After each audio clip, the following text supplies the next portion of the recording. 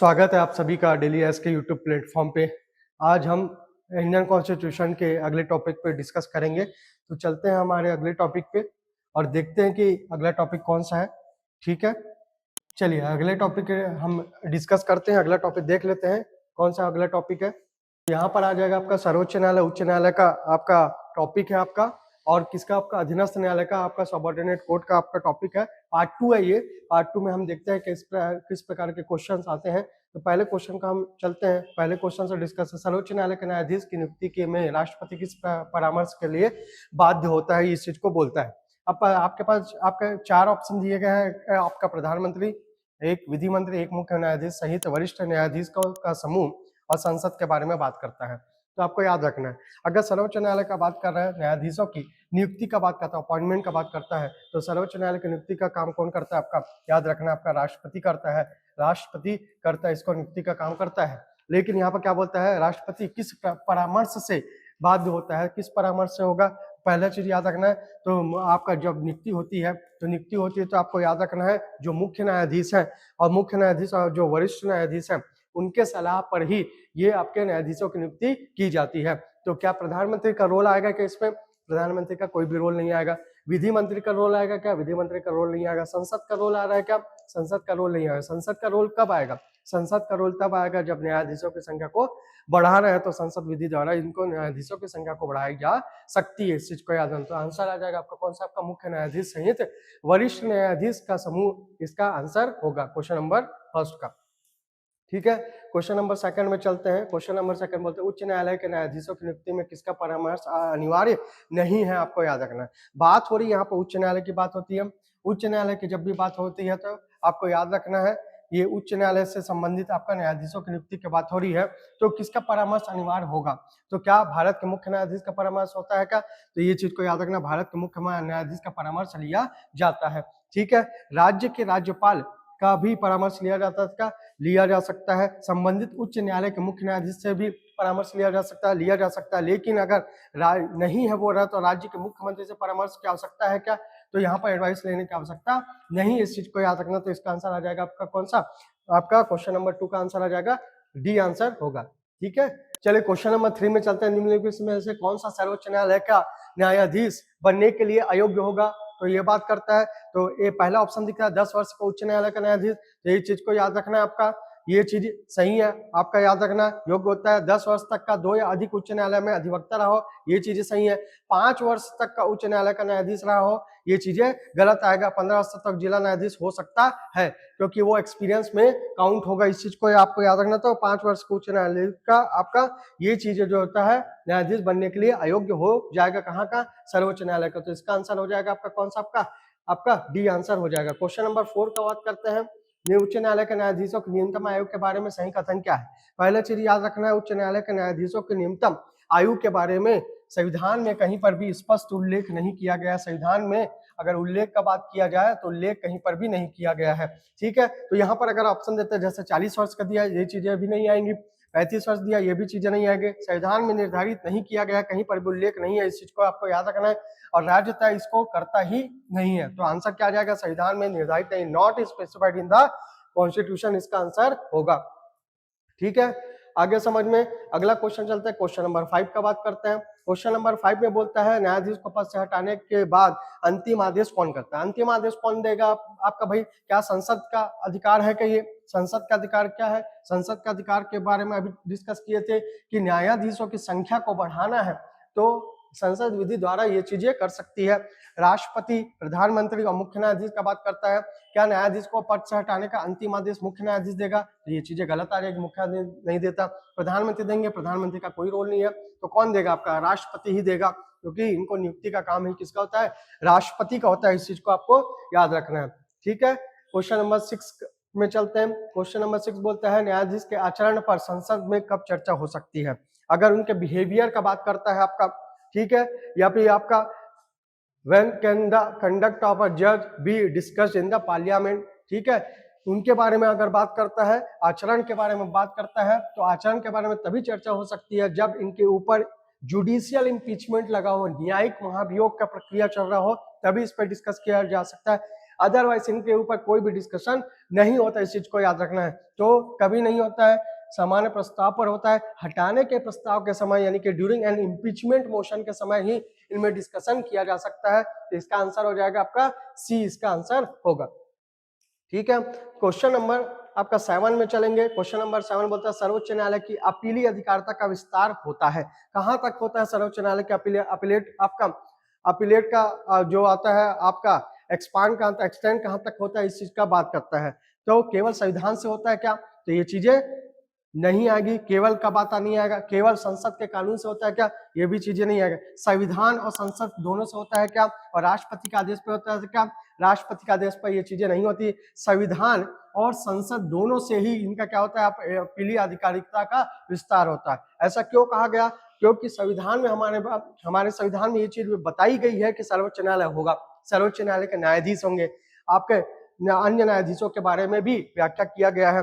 और संसद का भी रोल है, क्योंकि वो न्यायाधीशों की संख्या बढ़ा भी सकती है, घटा भी सकती है, एक चीज को याद रखना है। और बढ़ाने के संबंध में अगर बात किया जाए तो संसद का ही रोल आता है, वहां पर पार्लियामेंट का ही रोल आता है। तो इसी का ना आंसर लिया गया है इसमें का आपका सी, इसका आंसर लिया गया है। क्लियर हो गया। क्वेश्चन नंबर 8 का बात करते हैं। उच्च न्यायालय किसके विरुद्ध रिट जारी कर सकता है, तो रिट जारी करने का अधिकार का संबंध अगर बात करेंगे तो हम पढ़े आपका आर्टिकल कौन सा, आपका 32 में। ठीक है, इसमें दो आपका बात आता है, सुप्रीम कोर्ट और हाई कोर्ट। हाई कोर्ट से रिलेटेड आर्टिकल कौन सा आ जाएगा, अनुच्छेद आ जाएगा 226 में। तो इनका जो अधिकारिता का अगर बात करते हैं, रिट जारी करने की अधिकारिता का अगर बात करते हैं, तो हाई कोर्ट का जो एक्सटेंशन है या एक्सपांशन है वो ज्यादा as compared to supreme court. इस चीज को याद रखना है। तो केवल राज्य सरकार के विरुद्ध रिट जारी कर सकता है क्या, इस चीज को याद रखना है। तो ये चीजें नहीं आएगा, केवल राज्य, केवल केंद्र सरकार का रोल ही नहीं आएगा। राज्य के भीतर सभी प्राधिकारी यानी all authority with in the state, तो स्टेट के अंदर, क्योंकि हाई कोर्ट जो है हर एक स्टेट का होगा।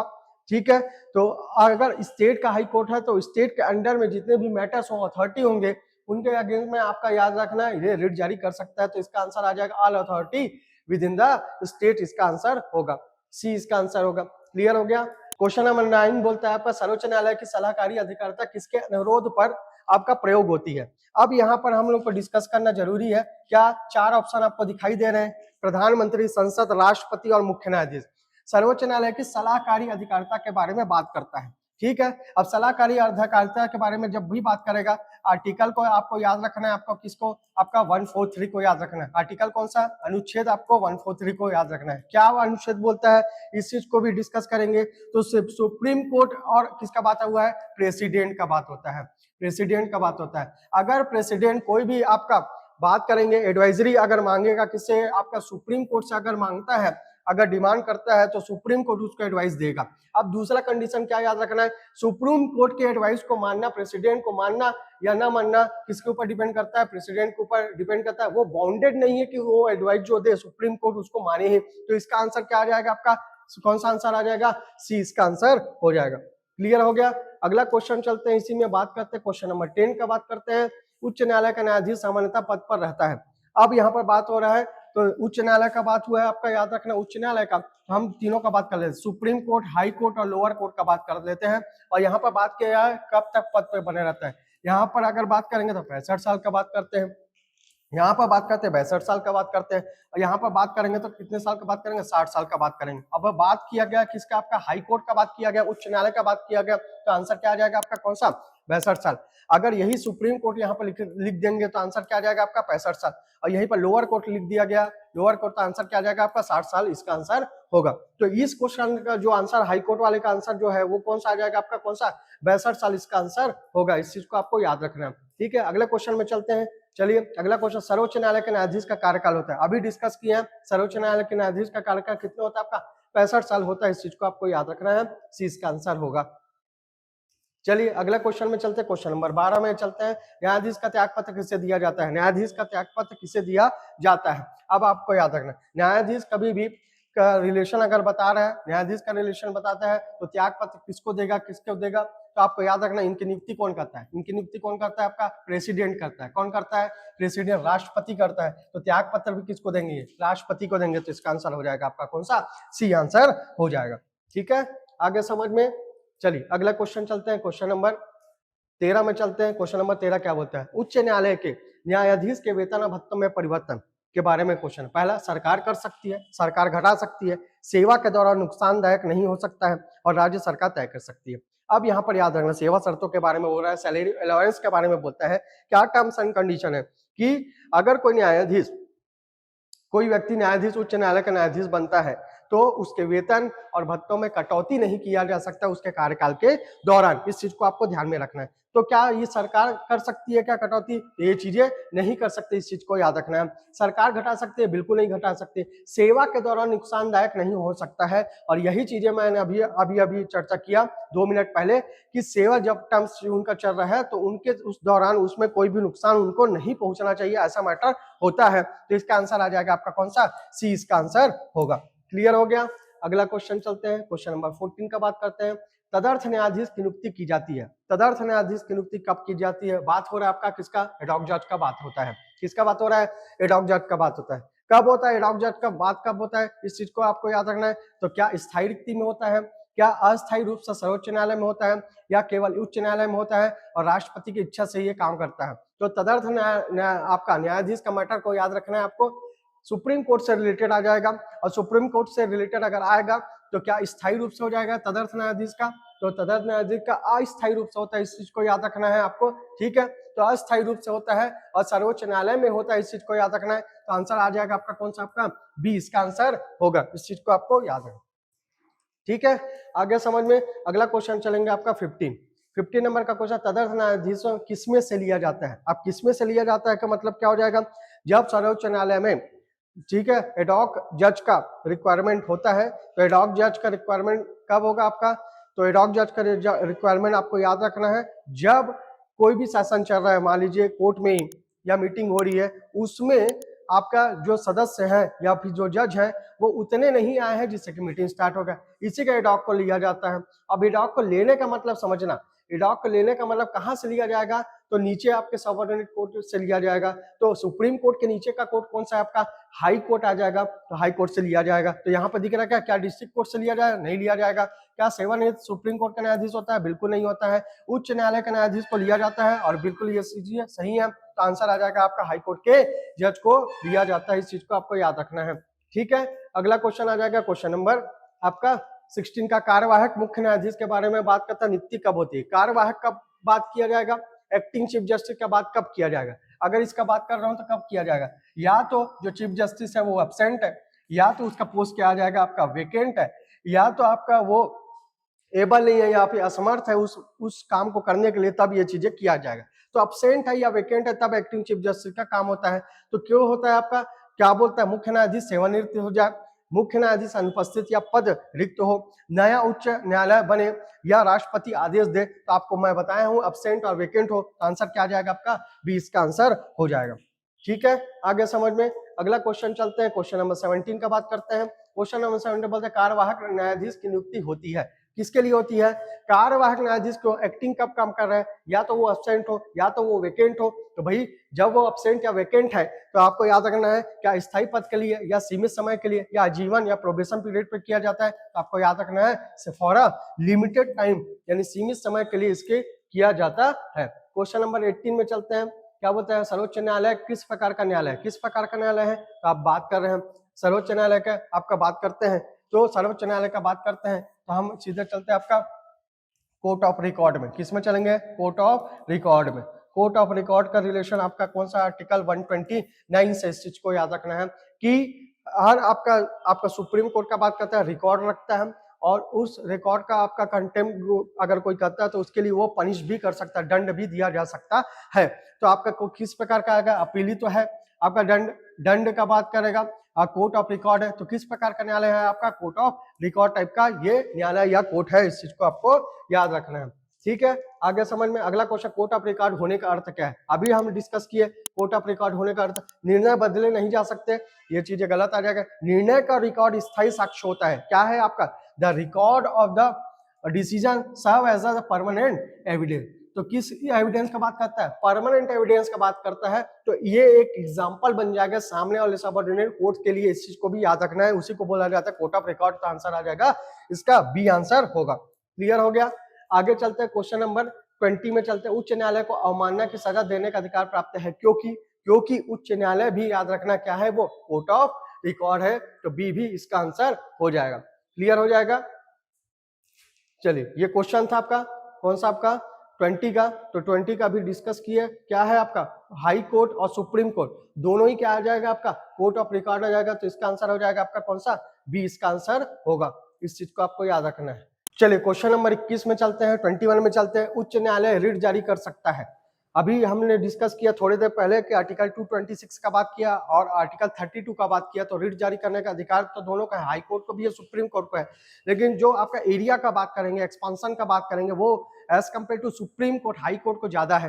तो हाई कोर्ट किस किस मामले में कर सकता है, क्या केवल वो मौलिक अधिकार के मामले में कर सकता है क्या, तो केवल नहीं और भी कर सकता है, तो ये चीजें गलत आ जाएगी। किसी भी विधिक अधिकार के लिए केवल संविधान उल्लंघन पर, ये भी चीजें गलत। केवल सरकारी कर्मचारियों के लिए, ये भी चीजें गलत। तो किसी भी विधिक मामले अधिकार में फॉर एनी लीगल राइट से रिलेटेड मैटर में वो क्या जारी कर सकता है, रिट जारी कर सकता है। कौन, आपका हाई कोर्ट। इस चीज को आपको याद रखना है, बी इसका आंसर होगा। क्वेश्चन नंबर 22 का बात करता है, उच्च न्यायालय का पर्यवेक्षण का अधिकार लागू होता है कहाँ, पर्यवेक्षण कर सकता है उच्च न्यायालय। तो पर्यवेक्षण का मतलब आपका सुपरवाइजरी कहाँ कर सकता है, तो अगर मैं हाई कोर्ट का बात करता हूं, तो हाई कोर्ट के अंडर में या फिर उनके नीचे आने वाले जो कोर्ट है उसको सबऑर्डिनेट कोर्ट या फिर आपका अधीनस्थ न्यायालय बोलते हैं। तो अधीनस्थ न्यायालय में उसके पर्यवेक्षण का पूरा अधिकार होगा किसका, हाई कोर्ट का। इस चीज को आपको याद रखना है। तो आंसर देखते हैं, केवल जिला न्यायालय में होता है क्या, बिल्कुल गलत है।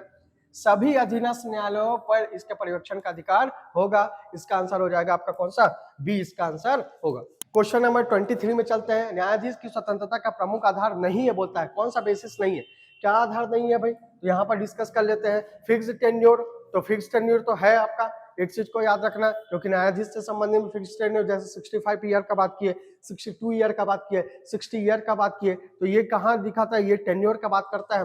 कठिन पदमुक्ति प्रक्रिया है, डिफिकल्ट रिमूवल प्रोसेस है, क्योंकि ये जुडिशियल इम्पीचमेंट से जुड़ा हुआ है, न्यायिक महाभियोग से जुड़ा हुआ है। और वेतन की सुरक्षा, सिक्योरिटी भी है सैलरी की, क्योंकि उनके टेन्योर जब तक चलेगा तब तक उसके वेतन में कटौती नहीं किया जा सकता। तो क्या नहीं है, कंट्रोल बाय द पार्लियामेंट, क्योंकि जो सुप्रीम कोर्ट है या कोर्ट है वो इंडिपेंडेंट बॉडी है, इसी कारण यहाँ पर पार्लियामेंट का कोई भी कंट्रोल नहीं होता। तो एक चीज को याद रखना, इसका आंसर जो आएगा वो कौन सा आएगा, संसद का नियंत्रण, इसका आंसर होगा सी, इसका आंसर होगा।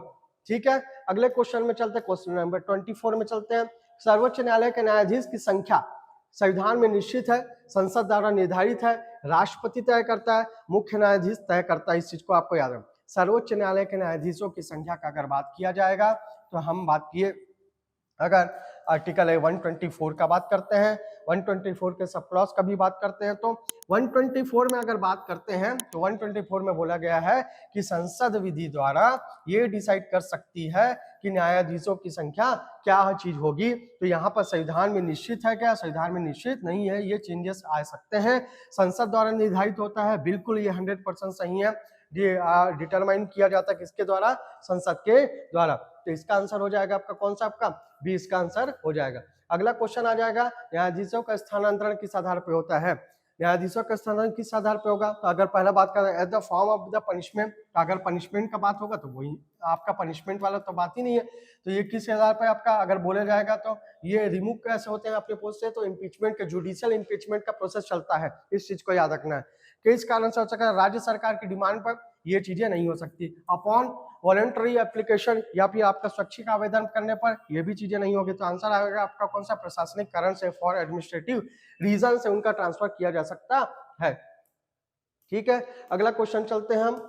अगले क्वेश्चन की बात करते हैं, न्यायाधीशों के सेवा शर्त में परिवर्तन हो सकता है कि नहीं, तो ये बोलता है कभी नहीं हो सकता, हो सकता है। सेवा के दौरान प्रतिकूल नहीं हो सकता, इस चीज को याद रखना है, क्योंकि सेवा शर्तों के बारे में बात किया गया, वेतन और भत्ते उनके कार्यकाल के दौरान कभी भी आपका कम नहीं किया जा सकता या चेंजेस नहीं लाए जा सकते हैं। तो इसका आंसर हो जाएगा आपका बी, इसका आंसर होगा। ठीक है, क्वेश्चन नंबर 27 में चलते हैं। तदर्थ न्यायाधीशों की नियुक्ति का उद्देश्य क्या है, उद्देश्य अभी बताया था, एडॉक जज कब किया जाता है, जब आपका जो भी मीटिंग्स हो रही हैं उसको पूर्ण करने के लिए सदस्यों की संख्या में कमी है, तो उस कमी को दूर करने के लिए। तो यहाँ पर न्यायाधीशों की कमी को पूरा करने के लिए ही ये तदर्थ न्यायाधीश यानी एडॉक जज का अपॉइंटमेंट होता है। इस चीज को आपको याद रखना है। ठीक है, आ गया अगला क्वेश्चन, क्वेश्चन नंबर 28। कार्यवाहक न्यायाधीशों को सभी शक्तियां प्राप्त होती है, कौन कौन सी सभी शक्तियां प्राप्त होती है, आगे समझ में। तो यहाँ पर बोलता है क्या, सीमित शक्तियां प्राप्त होती है, आंशिक शक्तियां, पूर्ण शक्तियां, केवल प्रशासनिक शक्तियां। सीमित शक्तियां प्राप्त। अब देखिए बात हो रहा है कार्यवाहक न्यायाधीश का। कार्यवाहक न्यायाधीश कब काम करेगा? जब न्यायाधीश जो होता है मुख्य न्यायाधीश आपके पोस्ट में अब्सेंट है या फिर पोस्ट क्या आ जाएगा? वैकेंट होगा। जब ये काम करेगा कोई एक न्यायाधीश तो उसको पूरा का पूरा शक्ति प्राप्त हो जाएगा। इसका मतलब अगर ऑप्शन में देखा जाए तो किस प्रकार का शक्ति का बात किया जाएगा? फुल शक्ति इनको, फुल पावर इनको मिल जाएगा जो उनको मुख्य न्यायाधीश को मिला था। इस चीज को आपको याद रखना है। अगला क्वेश्चन नंबर 29, न्यायाधीश का विरुद्ध अवमानना का आरोप लगाया जा सकता है, नहीं लगाया जा सकता, केवल राष्ट्रपति लगा सकता है या हटाने की प्रक्रिया में देखा जाता है। अब अगर बात करेंगे कंटेम्प्ट ऑफ कोर्ट का, अगर बात करते हैं तो ये कब हो सकता है न्यायाधीश के बारे में? तो न्यायाधीश के संबंध में हटाने का रिमूवल का जब प्रोसेस किया जाता है तब ऐसा चीज आरोप लगाया जा सकता है, अदरवाइज ऐसा आरोप नहीं लगाया जा सकता है। तो जब रिमूवल का प्रोसेस चलता है, इम्पीचमेंट, जुडिशियल इम्पीचमेंट का प्रोसेस चलेगा तब इनमें आरोप लगाया जा सकता है। तो हटाने की प्रक्रिया में ये चीजें देखा जा सकता है। It consider during the removal process में देखा जा सकता है, बाकी केसेस में नहीं देखा जा सकता। तो इसका आंसर आ जाएगा आपका कौन सा? डी आंसर होगा। इस चीज को याद रखना। क्वेश्चन नंबर 30 का बात करता हूं मैं। न्यायपालिका की स्वतंत्रता का अंतिम संरक्षक कौन है? कौन आपका संरक्षण का काम करता है? तो इसका सीधा सीधा आंसर आ जाएगा, क्या आएगा? सर्वोच्च न्यायालय। तो क्वेश्चन नंबर 30 का जो आंसर होगा आपका कौन सा हो जाएगा? आपका सर्वोच्च न्यायालय इसका आंसर हो जाएगा। क्लियर हो गया? चलिए